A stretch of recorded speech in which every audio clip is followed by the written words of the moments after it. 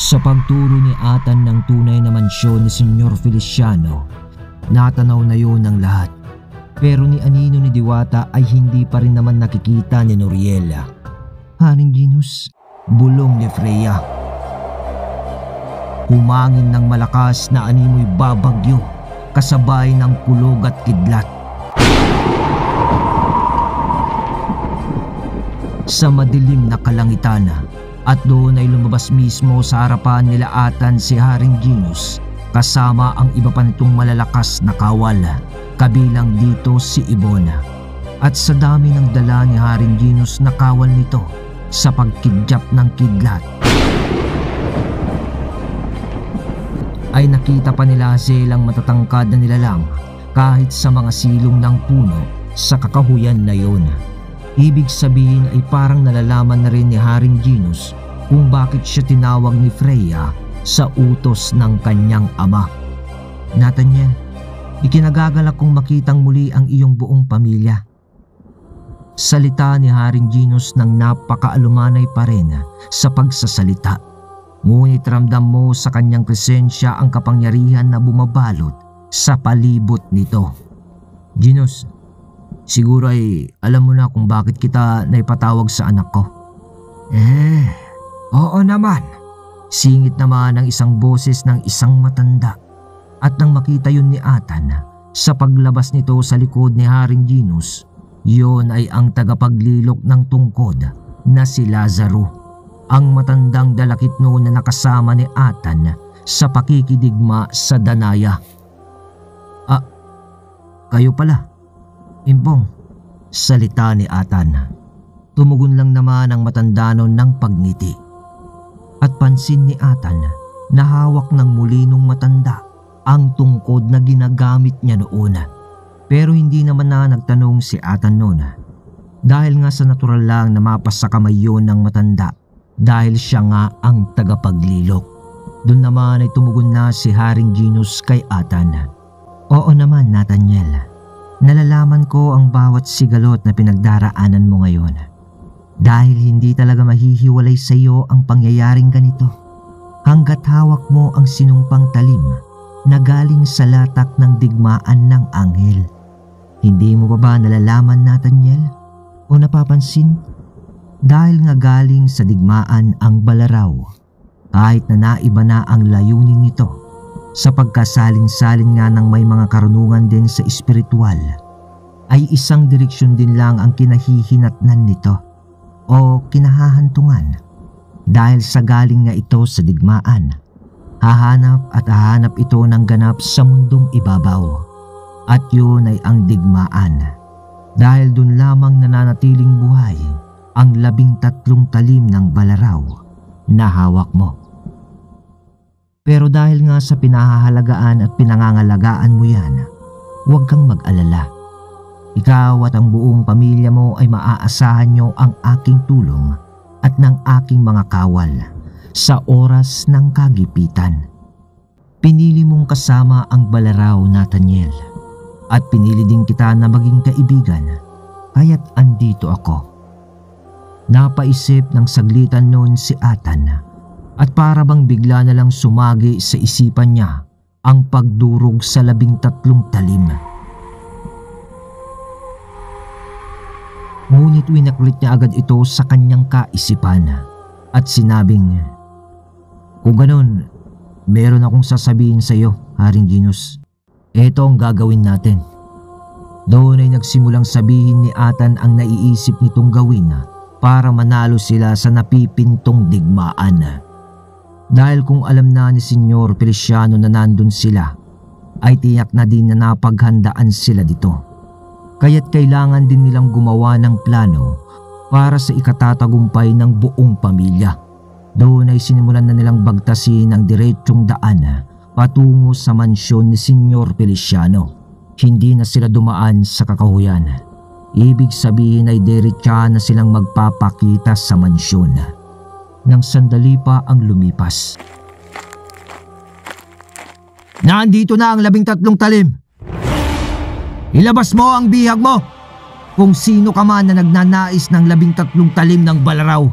Sigaw ni Atan ng mag-isa Sa mismong harapan ng mansyon, wala yung mga kasama niya. Pero sa mga ilang segundo na pagtayo ni Ethan, hangin. Hangin lang ang naramdaman niya at katahimikan sa paligid. Ilang segundo pang naghintay si Ethan hanggang sa maya-maya pa. Bumukas ang isang pintuan sa isang balkonahe na nasa ikalawang palapag ng mansyon at doon ay lumabas ang isang tao. Pero bukod sa kasuotan nitong damit, nakasuot din ito ng pulang kapa na may talukbong. Yung parang sa kulto. Ganon ang datingan nito.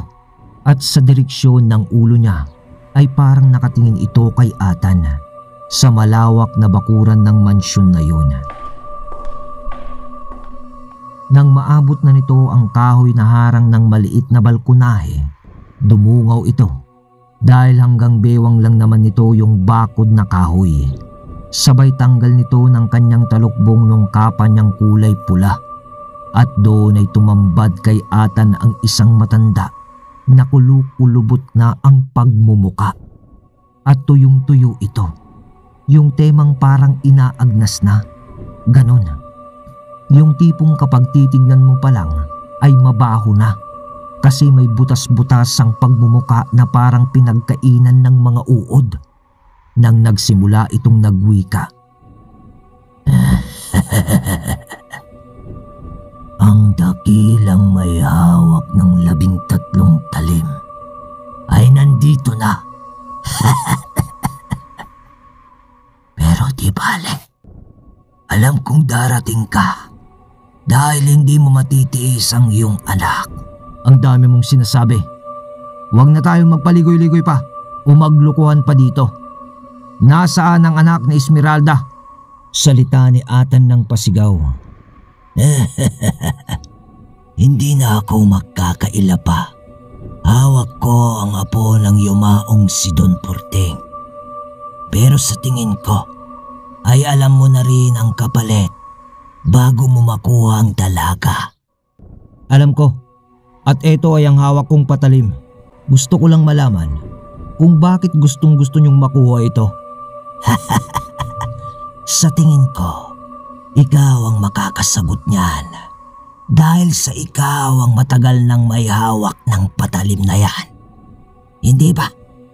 Ngunit sige, yaman din lang na gusto mong malaman. Kapangyarihan, immortalidad, yan ang hangad ko, Nathaniel. Sa tagal ng panahon na ako'y nabuhay sa mundong ito, sari-saring mga salamangka at kung ano-ano pang mga medisina ang sinubukan ko na upang mabuhay lamang ng walang hanggan. Kaya nga ako yumaman ng ganito dahil sa alam ko noon na ang pera ang siyang unang pinagmumulan ng kapangyarihan ng tao. Ngunit aking napagtanto, di katagalan na kahit gaano palang karaming kayamanan ang malilikom mo sa buong pagkabuhay sa mundong ibabaw, ay hindi ka nito maisasalba sa kamatayan. Kaya't mula noon ay nag-umpisa akong tuklasin ang mundo ng espiritual, kung saan ay sinasabi nilang maaari kong makamtan ang immortalidad na hindi kayang bilhin ng pera. At dito ko napasok ang shamanismo, ang pagsumon ng mga kaluluwa. Siguro ay nagtataka ka sa aking itsura. Ito ang naging resulta ng lahat ng aking pananaliksik. Nabubuhay ako sa nabubulok na katawan na ito. Ang ibig kong sabihin, Nathaniel, hindi ko pa nakukuha ang tunay kong hangarin na immortalidad, at ang tanging makakapagbigay sa akin noon kung sakali ay ang hawak mong patalim. Nais naming tuklasin at kunin ang kapangyarihan nito upang ilagay sa aking katawan. Nang sa ganoon ay mabubuhay ako ng walang hanggan. Di ba't ang dating layunin ng talim sa pagsugat nito sa isang nilalang na patay na ay mabubuhay?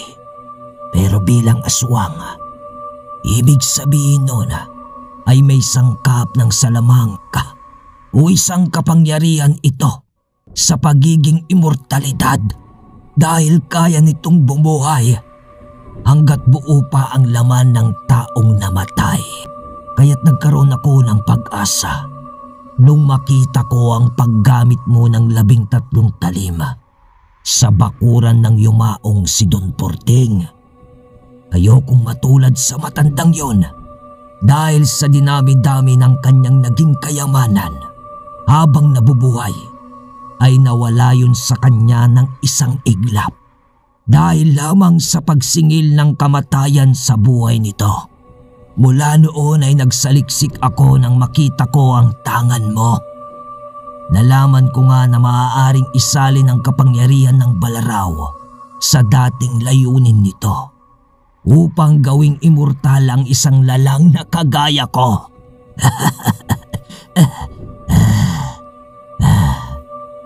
Masyado namang mahaba ata ang pagpapaliwanag mo. Paano ako makakasigurado na buhay ang taong ipagpapalit ko dito sa Balaraw? Nasaan ang anak mo? Alam kong nandito siya kanina. Hindi mo ako malilinlang, Nathaniel. Alam kong nasa paligid lang siya. Pero sige, kung gusto mong makita ang dalaga. Pagbigkas noon ni Senyor Feliciano, itinaas nito ang kanyang kamay noon na nakita rin ni Athan na para na ring naaagnas at may mga kukong matutulis na mahahaba. Para bang sumenyas ito sa bukas na pintuan sa may bandang loob ng balkonahe hanggang sa isang lalaki na may hawak na isang babae sa leeg ang lumabas doon. At yun na nga ay walang iba kundi si Diwata. Umiiyak noon na sumisigaw ng tulong ang dalaga. Nakatutok kasi kay Diwata ang isang patalim. Nang makita yon ni Athan, kumalma ito at hindi na nagsalita. Lingid sa kaalaman naman ni Senyor Feliciano at nung lalaking may hawak kay Diwata, sa di kalayuan, sa mga kakahuyan, ay nakakubli sa sabulag sina Nuriel, Rhea, Hazel, at si Timot. Si Dendin kasi at Esmeralda ay nasa sakyan lang noon na ikinubli din sa kakahuyan. Kasama nila Freya sina Haring Ginus at ang iba pang mandirigma nito. Nang magsalita sa tabi ni Nuriel ang tagapaglilok ng mga dalakit noon na si Lazaro. Umawak ka sa aking balikat, iho. Huwag kang mahihilo ha. Alam mo na ang plano. Ayon sa iyong ama, isang beses lang ang pagkakataon na to na pwede nating gawin. Oho, Impong. Sagot ni Nuriel. Kuya, yung kamag-aral ko yung may hawak sa kanya. Salita naman ni Freya. Oo nga, siguro nga ay anak siya ni Senyor Feliciano. Tugon naman ni Nuriel kay Freya. Iho, tara na. Handa ka na. Singit na tugon ni Lazaro. Sige ho. Sasambit ni Nuriel na yun. Agad silang nakarating sa pangalawang palapag na balkonahe kung saan nakita nila si Diwata. I-slow mo natin ang ating mga imahinasyon.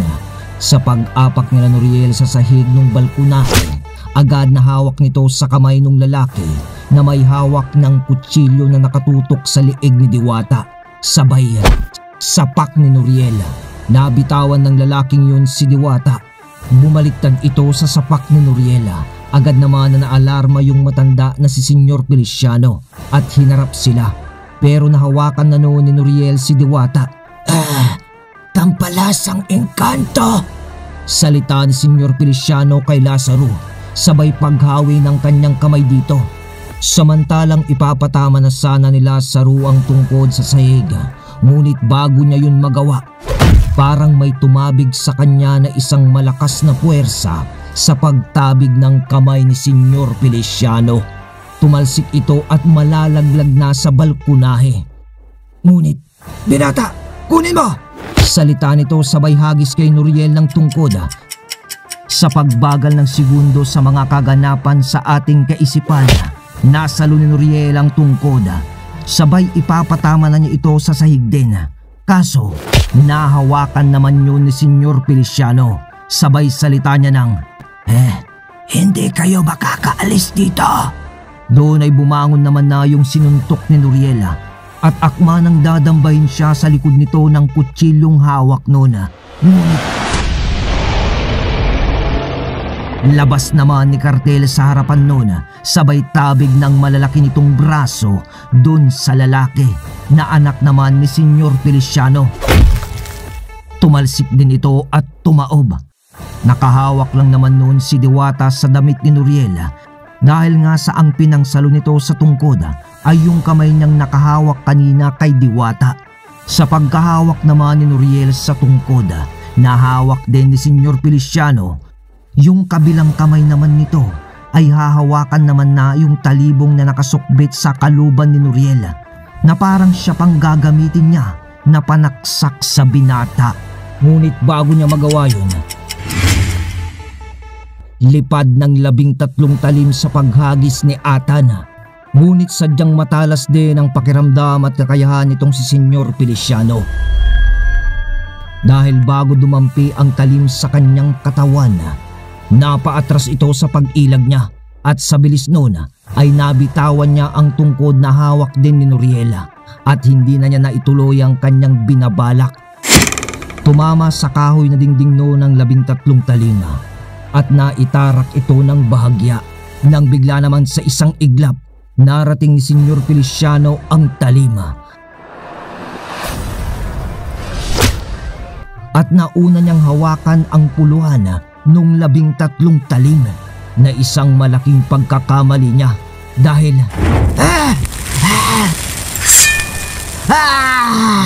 nasunog ang kamay nito at nabitawan ng talim. Doon naman ay gamit ni Noriel ng tungkod, sabay pulot nito ng balaraw, sabay alis nito sa balkonahe at paglitaw ng mabilis sa tabi ng kanyang ama. Sabay abot na nito ng 13 talim. Nakayakap pa rin naman noon si Diwata kay Noriel nang sumigaw na si Senyor Feliciano sa taas ng balkonahe.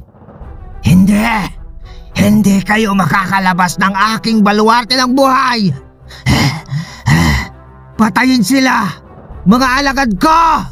Sa sigaw na yon ni Senyor Feliciano, nagsilabasan sa kabilang bahagi ng kakahuyan ang mga aswang na asbo. Noriel, ngayon na. Oo, ama. Diwata, halika na. Bali ni Noriel ng segundo ng tungkod at doon ay narating niya ang kinaroroonan ni Freya at ni Hazel. Dito ka muna, Diwata. Sasamahan ko lang si Itay. Balik ni Noriel sa kinalalagyan ni Atan na sa mga oras naman na yun ay nandun na rin sa halili ni Atan ang tagapaglilok. Doon ay inabot ni Noriel ang tungkod. Manda ka, Noriel. Eto na sila. Salita ni Atan dahil sa daluyon ng mga aswang na nanggagaling sa kakahuyan na patakbo papasunggab sa kanila. Pero sa pagbigkas naman ng ganon ni Atan ay siya namang pagguhit niya ng 13 talim sa lupa sa tulis nito. At bago sila marating ng mga aswang, dahil sa ginawa ni Atan, binasag na nito ang sabulag na bumabalot sa sandataan naman ni Haring Genus.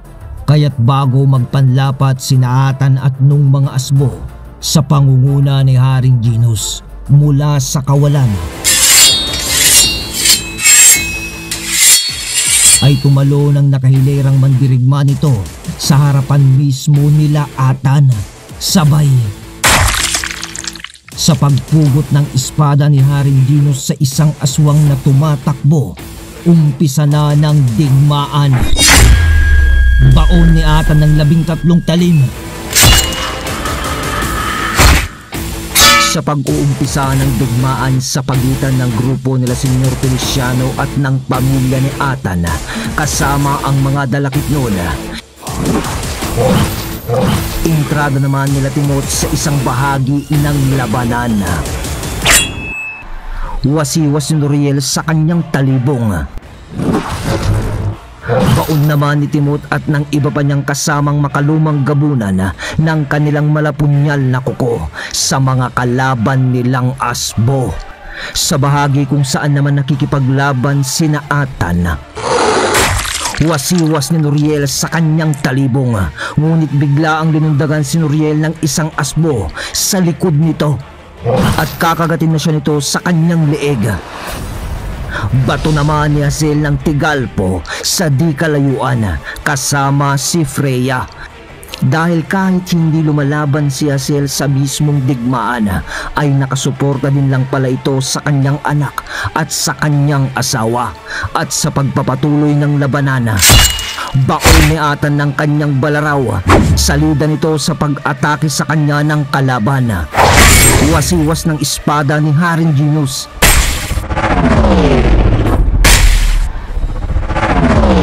Paglipat naman ni Lazaro ng pwesto, sabay hampas nito ng kanyang tungkod sa mga kalaban.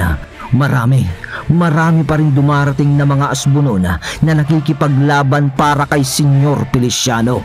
Pero kahit ganun ay pumapantay pa rin naman ang bilang ng dami ng sandataan ni Haring Genus na lumalaban naman para sa halili nila Atan. Nagpatuloy ang digmaan ng walang gustong magpabigay sa bawat panig. Sa makatuwid ay walang sumusuko sa mga ito.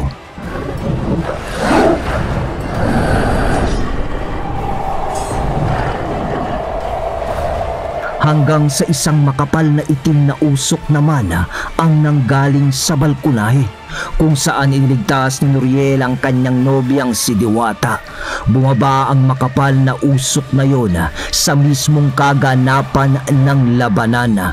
Sa kapal ng usok na yon ay halos sakupin niya ang isang bahagi ng lugar kung saan nagaganap ang digmaan. At pagbaba nun sa mismong labanan nila, nang nagsitalsikan ang iba sa mandirigmang dalakit noon dahil sa bigla-bigla na lamang umaatake ang itim na usok na ito sa mga engkanto, at nang tumigil ang itim na usok ay siya namang paglitaw ni Senyor Feliciano.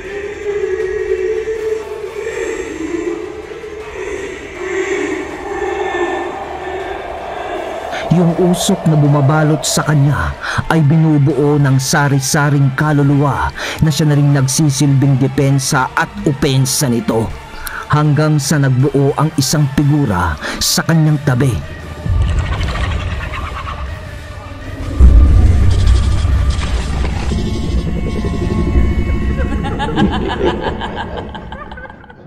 Doon ay nabuong muli ang Adama. Kaya't sa pagkikipaglaban ng mag-ama, kasama sina Timot, Impong Lazaro, Haring Genus at ang buong sandataan nito, doon ay natanaw nila ang Adama. Natigilan noon pati ang mga asbo dahil sa bumabalot na maiitim na aura sa paligid. Kaya't napalingon din naman sina Atan kung saan nakatayo si Senyor Feliciano, hanggang sa baon ni Timot ng malapunyal niyang kuko. Nabasag ang katahimikan at nagpatuloy ulit ang labanan. Pero sa pagkakataong yun ay puntirya ng lapitan nila Atan si Senyor Feliciano. Nang nagkalingunan sila ni Noriela, ang anak niya. Habang nakikipaglaban, nagkatanguan sila na nagpapahiwatig na napagkasunduan na ng mga ito na sugurin na mismo si Senyor Feliciano. Kaya't habang taga ng talibong ni Noriel, baon ng 13 talim ng balaraw ni Atan, ay siya namang pag-abante ng mag-ama habang abala pa rin sa pakikipaglaban sina Haring Genus. Nang mapansin naman ni Lazaro ang layunin ng mag-ama na sumugod mismo kay Senyor Feliciano, baling ito ng segundo, sabay litaw agad ni Lazaro, Noriel at Atan sa harap mismo ni Senyor Feliciano. Dahil sa pagbali ni Lazaro ng segundo gamit ang tungkod, isinama na niya ang mag-ama upang makarating agad ang mga ito sa mismong puntirya nilang tao. Medyo nagulat pa noon si Senyor Feliciano. Ngunit agad naman na umatake ang gabay nitong Adama.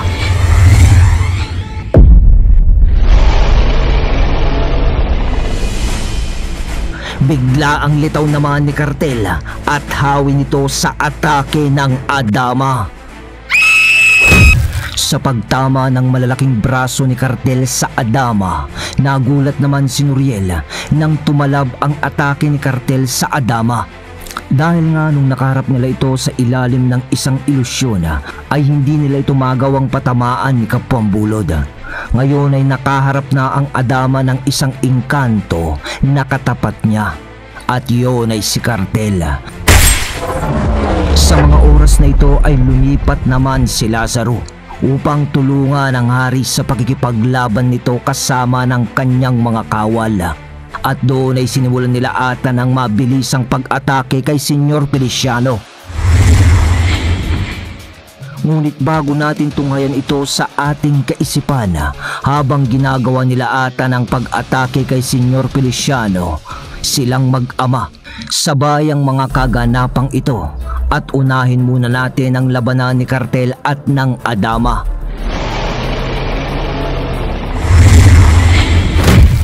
Sunod na atake ni Kartel sa Adama. Sa pagtilapon nito, sumangga ang Adama habang nasa ere pa ito sa paghabol ni Kartel.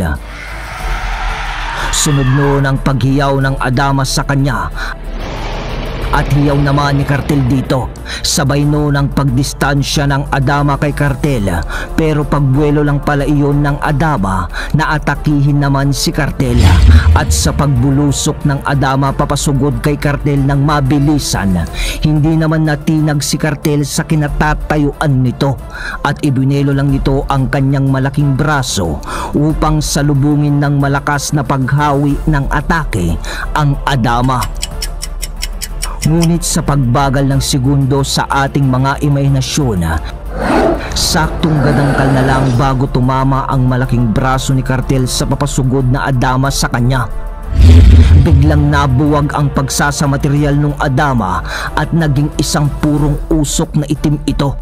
Kaya't sa malakas na buwelo ni Kartel upang patamaan ang Adama, hangin na lamang ang tinamaan niya, kasabay ng paglibot sa kanya ng itim na usok na parang naging isang ipo-ipo. Pumapalibot na sa kanya ito at sari-saring tunog ang nililikha nito na parang sa mga kaluluwang ligaw.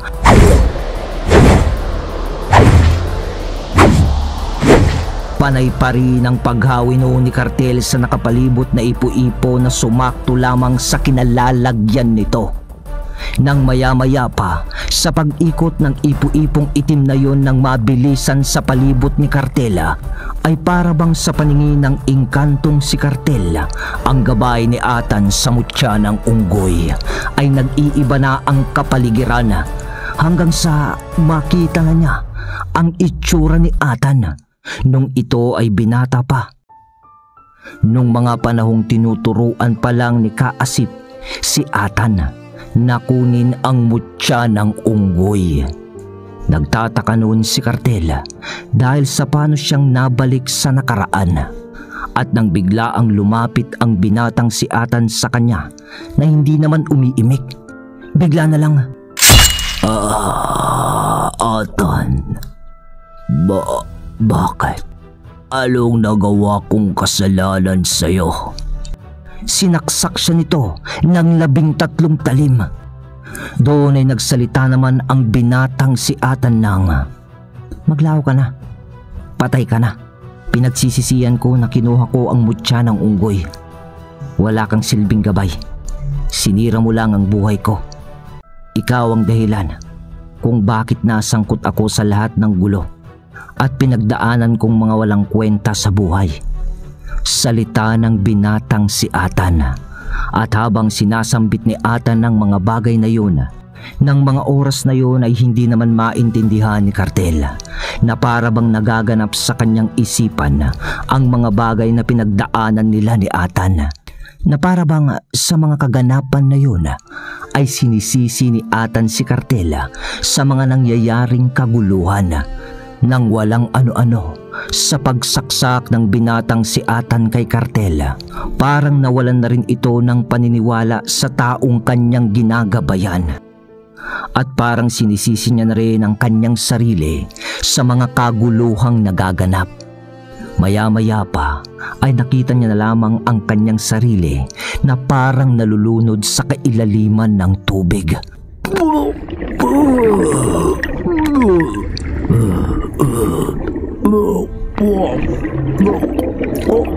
Tunog nito hanggang sa maipikit na niya ang kanyang mata. Napukaw ang wisyo nito, ngunit sa mga ilang segundo, naalala niya ang unang pagkikita nila ni Atan nung ginawan niya ito ng ilusyon. Hanggang sa makuha nga niya ang tiwala ni Kartel. At doon ay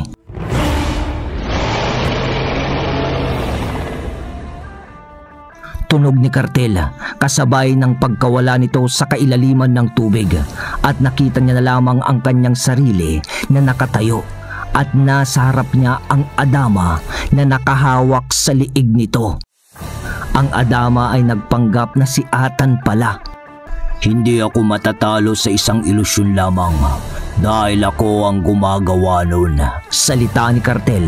Sabay sa paghiyaw na yun ni Kartel, siya naman ang gumawa ng ilusyon para sa Adama. At sa pagkakahawak ng Adama sa liig niya kanina, napabitaw na ito at natulala na. Nakatingin sa malayo ang Adama na parang nananaginip ito ng gising sa harap naman ni Kartel. At simpleng ilusyon lamang ang ginawa ni Kartel sa Adama. Sa katauhan nito, sa wisyo niya, sa nakikita nito, nakikita niyang huhugutin na ni Kartel ang isang hiyas na pinanggagalingan ng kapangyarihan nito, hanggang sa pumasok sa usok na itim ang kamay ni Kartel, sabay hawak sa hiyas na yun, sabay hugot nito at durog sa kanyang mga palad. Humiyaw ang Adama at nabuwag ang makapal na usok na itim.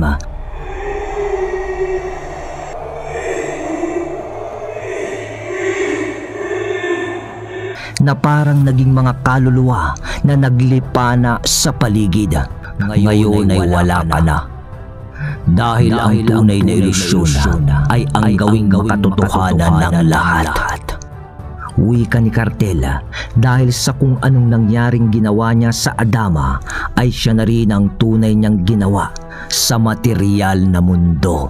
Sa makatuwid ay tinalo na ni Kartel ang gabay ni Senyor Feliciano. Samantala, mula sa umpisa sa paglalaban ni Kartel at ng Adama ay naganap naman ang laban ng mag-ama kay Senyor Feliciano. Bale, sabay ang mga kaganapan na to. Tapos na tayo kay Kartel, sa mag-ama naman tayo. Wasiwas ni Noriel sa kanyang talibong, patama sa mismo sanang liig ni Senyor Feliciano. Nakapagtataka naman na kahit sa tanda na ni Senyor Feliciano, sa nabubulok na nitong katawan ay napakabilis pa rin niyang kumilos dahil sa nailagan niya ang unang atake ni Noriel sa kanya. Ngunit sumunod naman si Atan sa pagsalida nito ng pagsugat sana kay Senyor Feliciano ng 13 talim. Ngunit naiwasan pa rin yun ni Senyor Feliciano. At habang ginagawa ni Senyor Feliciano ang pag-ilag, may hinugot naman ito mula sa loob ng kanyang kapa at isa yung maliit lang na sanga na parang sunog pa. Pero nung biglang ikinumpas ni Senyor Feliciano ang bagay na yun, bigla na lang nagsilabasan ng napakaraming paniki sa kanyang kapang pula. At sumugod ang mga animal na to sa mag-ama, dahilan kaya natigilan ang mga ito sa pag-atake kay Senyor Feliciano. At sa parting to ay saglitang natanaw pa ni Atan ang pagpalibot ng makapal na usok kay Kartel, gaya nga nung inuna nating kaganapan kanina. Pero hindi na yun binigyan ng pansin ni Atan, dahil alam ni Atan na yakang-yaka ni Kartel ang Adama kung sa kakayahan lang ang pag-uusapan. Nang naglaho na ang mga paniking, sumugod din kina Atan na parang isang ilusyon din. Medyo napalawig ni Senyor Feliciano ang pagitan sa mag-ama. Kaya naman ang iba sa mga asbo na dumarating ay muling sinugod sina Atan.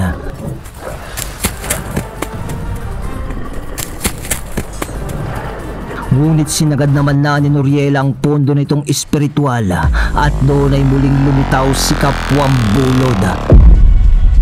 Kasama ang ilan sa mga mandirigma nito. At doon ay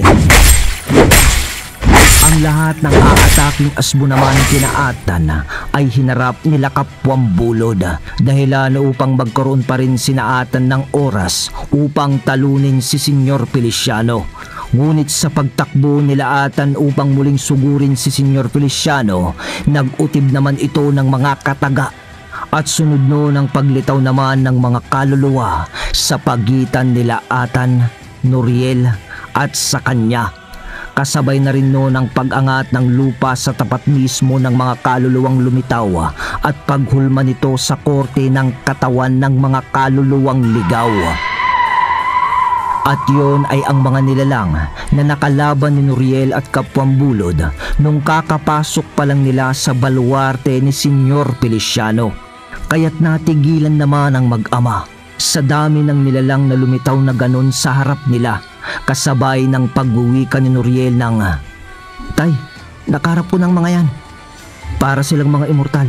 Kahit natagain ko sila ng aking talibong, ay bumabalik sila sa pagiging buhay sa hulmaan nilang kaluluwa." Pagbibigay impormasyon ni Noriel sa kanyang ama. "Ganun ba, anak? Pwes, tignan natin kung sasantun sila ng aking 13 talim."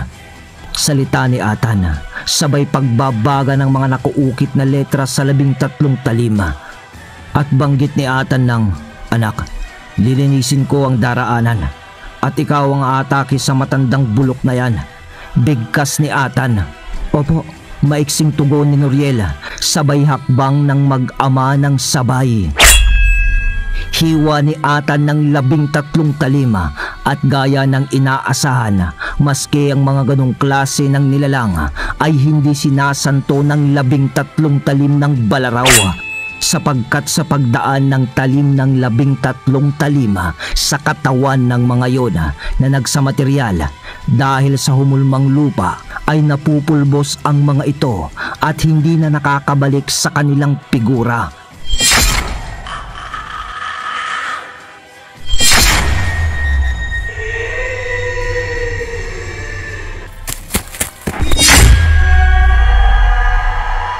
Ilang sandali lang yon ay halos inubos na ni Atan ng mga lumitaw na nilalang na ginawang pananggalang ni Senyor Feliciano, upang siya ay di malapitan ng mag-ama na nagngingit-ngit sa galit na siya ay tapusin dahil sa kaguluhang idinulot nito sa pamilya ni Nathaniel.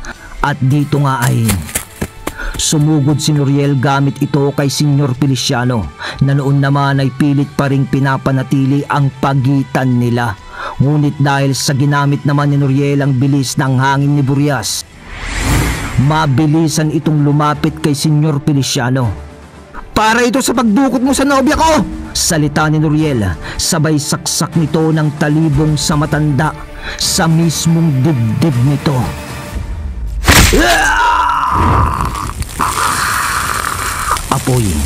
Apoy naman ni Cyrus ang tumalima sa talim ng talibong. Parang tumigil ang oras ng mga sandaling iyon. Tapos na ang kasamaan mo," salita pa ni Noriel. Sabay hugot ng kanyang talibong mula sa dibdib ni Senyor Feliciano. Ngunit agaran naman na nagtaka si Noriel dahil hindi pa natumba yung matanda, kahit na umaapoy na ang kapa nito sa paghugot nito ng talibong mula sa katawan ng matanda.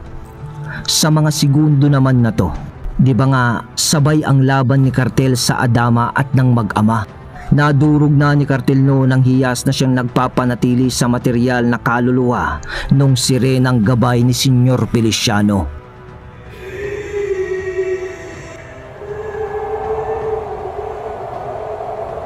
Ngunit sa paglipad ng nabuwag na itim na usok na bumubuo ng Adama na naging mga kaluluwa nga na itim, sa paglipad ng mga yon ay agaran naman na tumungo ang mga ito sa kinaroroonan ni Senyor Feliciano. Napaatras ng bahagya pa si Noriel noon sa nasaksiyan niya.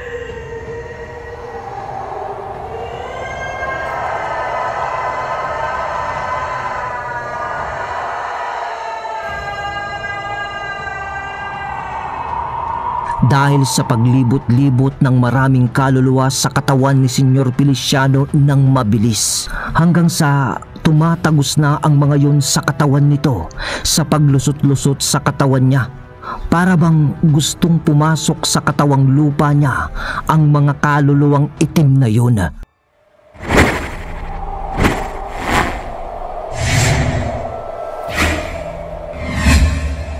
Doon ay nasaksihan ni Noriel at Atan ang pagtipon-tipon o pagsasanib ng mga sari-saring kaluluwa sa iisang katawan.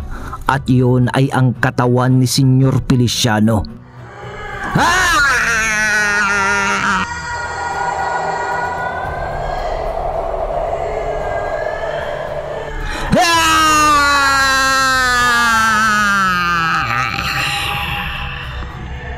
Humihiyaw noon ang matanda habang umaangat ng marahan mula sa lupa ang mga paa nito.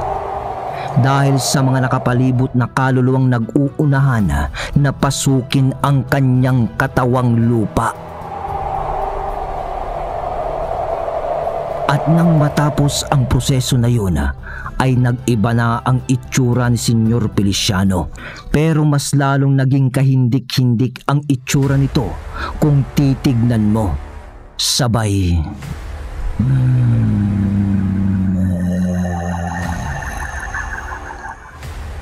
Usok ng bunganga niya sa paghinga at sambit niya ng, "Akin na ang balaraw."